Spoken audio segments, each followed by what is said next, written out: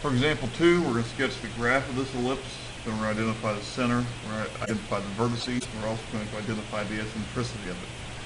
Okay, so the first thing we want to do is change this ellipse to standard form, which would mean that it has to be equal to 1. To get it equal to 1, we'll divide by the 36 in all three parts. And then 4 over 36 reduces to x squared over 9. Y squared over 36 stays there, and that becomes a 1. So I'm going to draw my little graph. In x direction, remember a equals 3 because it's the square root of 9. 1, 2, 3, 1, 2, 3.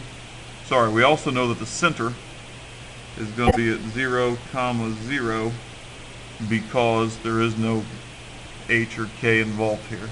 So the center is going to be at 0, 0. So from the center of 0, 0, 3 each direction. So there. And then 6 in the direction of y.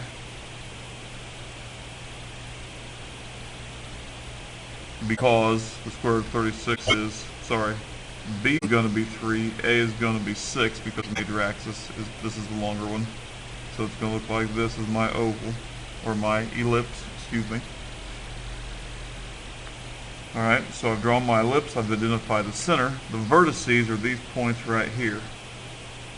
Well, if a is 6, I'm going to add 6 to this, and so this vertex is 0, 6, and this vertex is 0, negative 6, because I'll subtract 6 when I go down. For the foci, I might as well identify the foci while we're here to show you how to do that. To find the foci are going to be, if you recall, c units away, somewhere in here, the foci. We don't know where yet. So we use our formula. A squared equals b squared plus c squared. So b 36 equals 9 plus c squared. C squared, if I subtract, that's going to be 27. Therefore, c equals the square root of 27, which is 3 square root of 3. Therefore, this point for the foci is 0, 3 square root of 3, and that point for that foci is 0, negative 3 square root of 3. And so there's the two foci.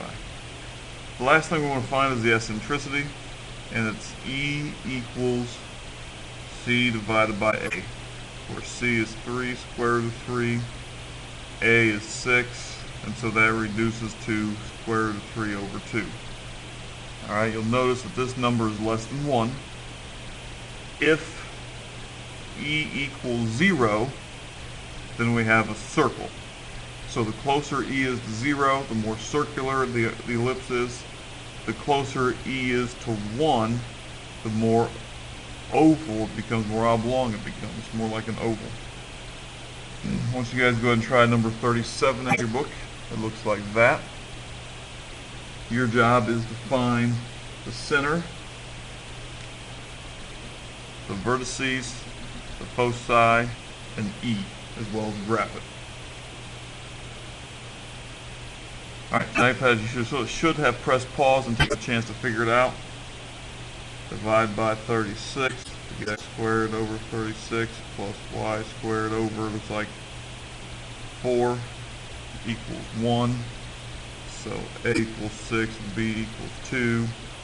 So to sketch this thing out, 1, 2, 3, 4, 5, 6, 1, 2, 3, 4, 5, 6 from the center, since there is no h or k. We know the center is 0, 0. So there's a point, 1, 2, 1, 2.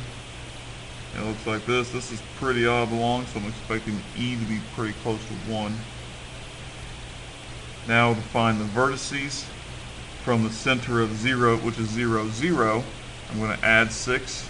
So 6, 0. Then we go back this way 6, so that's negative 6, 0. To find the foci of somewhere of these 2 points, those are the foci, I've got to find C.